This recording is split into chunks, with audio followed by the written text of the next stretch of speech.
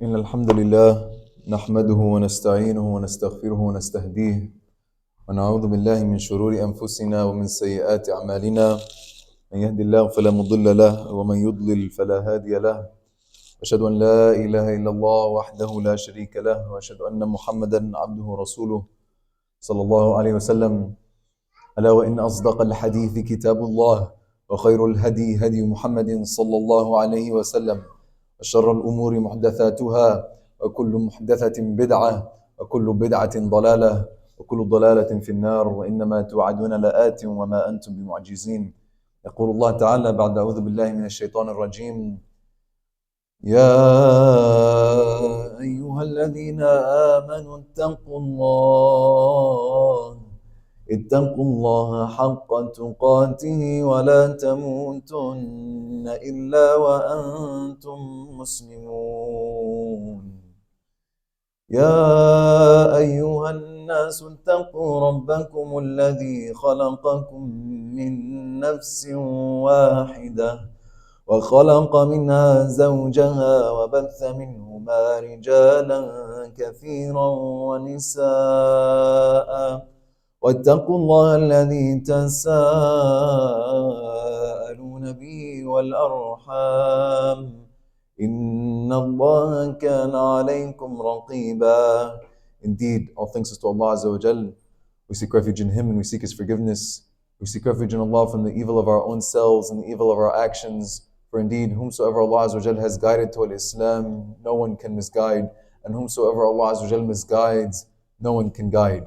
And I stand before all of you and I bear witness and I testify openly and freely that there is no deity, there is no Lord, there is no one worthy of worship except Allah, and that the Prophet Muhammad sallallahu alaihi wasallam is the last and final messenger and the seal of all prophethood. All you who believe, know that the truest word is the book of Allah, and the best of guidance is that which was revealed to the Prophet Muhammad sallallahu alaihi wasallam. And know that the worst of all matters is innovation, for indeed any and every innovation is a misguidance, and every misguidance will lead to the hellfire. Allah Azza wa Jalla, He says in the Quran, O you who believe, be God conscious of Allah as is His due, and do not die unless you're in the state of Islam. Be God conscious of the one who created you from one soul, and from that soul many men and many women, and fear Allah in whose names you appeal to one another and honor family ties. Indeed, Allah is ever over you and I, an observer, a watcher. I'd like to remind my brothers and sisters before I even begin the khutbah, that it is of the sunnah of the Prophet Muhammad sallallahu alaihi wasallam that as soon as you enter the masjid, as soon as you enter the musalla, that you pray the tahiyatul masjid, that you pray the sunnah, the 2 sunnah rak'ahs, even if the khutbah is in session. Even if the khutbah is in session. Wa jazakumullahu khairan. Subhanallah, 1 week of Ramadan already gone.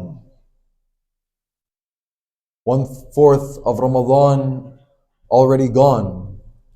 And with it, one of our dear members of the community. And we ask Allah Azza wa Jal to have mercy upon him. And what a blessing it is for one to die in this blessed month of Ramadan. As was told to us by the Prophet Muhammad sallallahu alaihi wasallam, an authentic hadith by Abu Hurairah radiallahu anhu, in which he reports that the Prophet Muhammad sallallahu alaihi wasallam, he says, إِذَا دَخَلَ شَهْرُ رَمَضَانِ فُتِّحَتْ أَبْوَابُ السَّمَاءِ وَغُلِّقَتْ أَبْوَابُ النَّارِ وَسُلْسِلَتِ الشَّيَاطِينِ. That when the month of Ramadan enters, when the month of Ramadan begins, the doors of the heavens are opened and the doors of the hellfire are shut, and the devils are chained. And this hadith is broken down to 3 parts, 3 things that were mentioned. The first of which, that the doors of the heavens are opened. That is, you do not have to knock, you do not have to be given permission, you do not have to wait, you simply walk in. And the second part is that the doors of Jahannam are shut. That is, not only these doors are shut, but that Allah Azza wa Jal frees many souls each and every night of the month of Ramadan. وَلِلَّهِ عُتَقَاءُ مِنَ النَّارِ, as the Prophet Muhammad sallallahu alaihi wasallam, he mentions the hadith. that perhaps you may be one of these souls in which Allah Azza wa Jal has freed from the hellfire. And the third and the final is that the devils are chained. And what is meant by the devils being chained is not that they do not have an influence,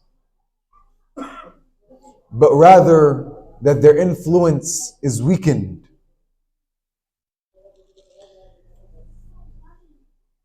And so you have the opportunity, and definitely we see and we witness the weakness of the shaitan, the weakness of his influence upon us, especially during the month of Ramadan. And what we will find is that we can further weaken our shaitan through our ibadah and through our actions and through our taqwa. That the better your salah is, the better your qiyam is, the better your fasting is, the better you are as a person, you will find that you weaken your shaitan further and further and further. And what we will notice in the month of Ramadan is how the shaitan, how Allah Azza wa Jal has weakened your enemy for you. That many barriers and obstacles have fallen. That your desire is not as strong as it was before. But if that same person lacks the desire to get closer to Allah, lacks the desire to better him or herself, then he or she will find the whispers of shaitan still there. But just imagine the opportunity in which Allah Azza wa Jal has weakened your enemy for you. Especially if the whispers of shaitan have troubled you through sin, through addiction, through lack of connection with Allah, through lack of iman, to the point where you don't even know how to get back. You don't know how to revive yourself. You don't know how to get back to the straight path. Shaitan has strayed you so far. But imagine this opportunity that is given for every Muslim, no matter how far you have strayed, no matter what station you are in, that this influence of shaitan has been weakened for you.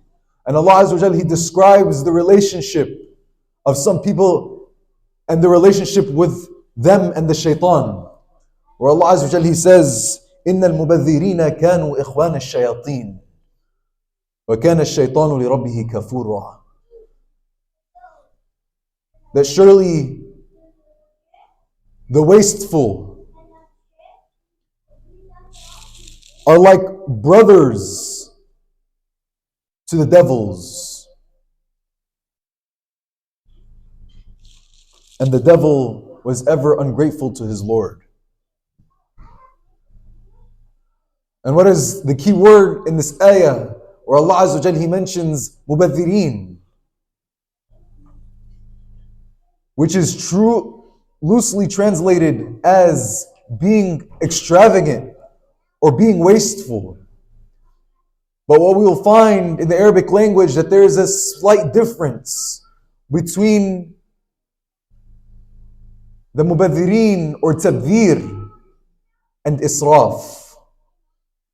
That what israf is a type of extravagance, a type of wastefulness in that which is halal. So you are extravagant in the clothes that you buy. You are wasteful in the clothes that you buy. You are extravagant in the cars that you buy, whatever it may be. But who the mubadhirin are, or the root word of tabdhir, comes from the word badr, meaning the seed that you plant. But the fact of the matter is that you're throwing the seeds, not caring about where they land. So your extravagance or your wastefulness is not only in that which is halal, but it is also in that which is haram as well. You don't care. But where Allah Azza wa Jal uses the word israf is where Allah Azza wa Jal, He says, Ya ayyuhal ladhina amanu, O you who believe, خُذُوا زِينَتَكُمْ عِنْدَ كُلِّ مَسْجِدٍ, take your adornments to every masjid. وَكُلُوا وَاشْرَبُوا وَلَا تُسْرِفُوا إِنَّهُ لَا يُحِبُّ الْمُسْرِفِينَ, and eat and drink. But do not be wasteful. Do not be wasteful. For indeed, Allah does not like those who are wasteful. Now, who here is claiming to be from those who Allah Azza wa Jal dislikes? No one. But what we will see is that there are many who claim to be from those who Allah Azza wa Jal dislikes by action. By action. That you are wasteful. That you will find how many people are wasteful through their actions. How many people are wasteful in the night of iftar by throwing their plate of food in the trash. Throwing whatever bits are left in the trash. That one of the greatest ni'mas and blessings that we have living in America, that food is not a problem. It's either grown or it's imported. It's not a problem.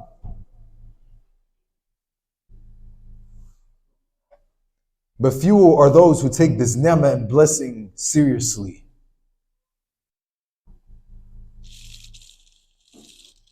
It's unacceptable. It's not right. This is not what we show or portray as Muslims. That we do not seek to be from those who Allah Azza wa Jal dislikes by being wasteful. That the whole day you'll find the person, he's craving, he's hungry. And when it comes times for iftar, he'll stack his plate. Soon to realize that he cannot finish his own plate. And you'll find that same plate in the trash. Where Allah Azza wa Jal, He's commanding very clearly, Kulu washrabu, eat and drink. Wala tusrifu, and do not be wasteful. Innahu la yuhibbul musrifin. Allah Azza wa Jal does not like those who are wasteful. That is, be grateful. Show gratitude. And what I mean by that is show gratitude by not being wasteful. It's not just a lip service. Show gratitude by not throwing food in the trash. Show gratitude by watching over your children, teaching them not to be wasteful. Perhaps they are not being accounted for because they are not yet of age, but perhaps you are the one who is being accounted for because you are not teaching your child in the righteous manner.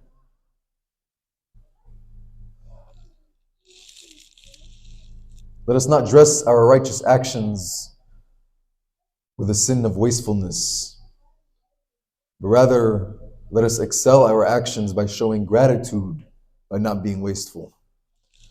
Finish those last grains of rice, for you do not know in what grain does the barakah lie. أقول قولي هذا واستغفر الله لي ولكم فاستغفروه إنه هو الغفور الرحيم.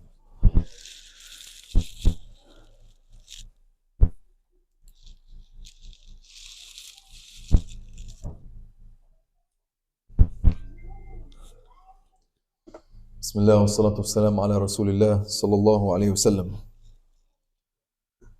The second matter that I would like to discuss is that now that we are in this blessed month of Ramadan, it is here and now. And few of us, all of us, know or do not know whether we will or not make it to the next Ramadan. And this is the Ramadan here and now as an opportunity for all of us to engage in a financial transaction with Allah Azza wa Jal. To go into a transaction with Allah Azza wa Jal that you will never ever lose. That this is the time to be generous. That this is the time to spend. That this is the time to put your best foot forward. As the Prophet Muhammad sallallahu alaihi wasallam, he tells us, "Ma naqasat sadaqatu min mal." That charity does not decrease your wealth. That you are not in a loss by the charity that you give. You give, you have less now, but Allah Azza wa Jalla returns it back to you both in this life and then in the next. We've all heard this hadith. plenty and plenty of times. But how many of those of us truly believe and truly feel it and truly feel it while we're giving? This is the blessed month of Ramadan, here and now. The opportunity is here and now. You may not live tomorrow, you may not live to the next Ramadan. Your money is in your pocket now, it may not be in your pocket tomorrow. This is the time, here and now. And the best thing about this investment is that it is not for your offspring. It is not for your children. It's for you to take here and now, in this life and in the next. Allah Azza wa Jalla tells us in the Quran, مَنْ ذَا الَّذِي يُقْرِضُ اللَّهَ قَرْضًا حَسَنًا فَيُضَاعِفَهُ لَهُ أَضْعَافًا كَثِيرًا وَاللَّهُ يَقْبِضُ وَيَبْسُطُ وَإِلَيْهِ تُرْجَعُونَ. Who will loan to Allah a good loan? Subhanallah. Allah Azza wa Jal is not in need. He is free of all need. But here Allah, the most merciful, the most generous, is calling out. He's saying, who will loan to Allah a good loan, which He will multiply over and over. And Allah gives and He restricts, and to Him shall we return. Beautiful ayah. Who will loan to Allah Azza wa Jal a beautiful loan? From 1 grain came 700. From $1 came $700 and even more than that. The Prophet Muhammad sallallahu alaihi wasallam was the most generous, but he was the most generous in the month of Ramadan. He was more generous in the month of Ramadan. Even if your money is tight, even if you do not have much to give what little you can give. Give something, give anything. Don't let this month of Ramadan go by without you have given every day. Try to give every day something. Even if the money is tight. Allah Azza wa Jalla, He tells us, وَمَنْ قُدِرَ عَلَيْهِ رِزْقَهُ. Whoever's provision is restricted, whoever's provision is tight, that is, you can't make it, that is, your money is low, the supply doesn't meet the demand, you don't have that income that you once had, you're dollar to dollar, paycheck to paycheck. Allah Azza wa Jalla is saying, فَلْيُنْفِقْ مِمَّا آتَاهُ اللَّهُ. Let him spend from that which Allah has given. If your money is tight, if you feel it's tight, then spend from that which Allah has given you. Even if it's $1, even if it's $2, give something. Allah Azza wa Jalla says in the same ayah, in the same surah, لا يكلف الله نفسا إلا ما آتاها. That Allah Azza wa Jalla does not bear a burden more than what has been given. سيجعل الله بعد عسر يسرا. The same ayah, same verse, same surah. Surely Allah Azza wa Jal, verily Allah Azza wa Jal will create ease after hardship. We ask Allah Azza wa Jal to compound that which we spend in the way of Allah. We ask Allah Azza wa Jal to not make us among those He dislikes and not to make us among those who are wasteful. We ask Allah Azza wa Jal to open for us this Ramadan, to open our hearts, our minds and our spirits, to make us come out of this Ramadan better than we came into it. We ask Allah Azza wa Jal to help all of our brothers and sisters around the world who cannot enjoy the month of Ramadan as we can. We ask Allah Azza wa Jal to help our brothers and sisters in East Turkestan and Palestine and all around the world. رب اغفر للمؤمنين والمؤمنات الأحياء منهم والأموات إنك سميع مجيب للدعوات برحمتك يا أرحم الراحمين. عباد الله إن الله يأمر بالعدل والإحسان وإيتاء ذي القربى وينهى عن الفحشاء والمنكر والبغي يعظكم لعلكم تذكرون فاذكروا الله العظيم يذكركم واشكروه يزدكم واستغفروه يغفر لكم واتقوه يجعل لكم من أمركم مخرجا وأقم الصلاة.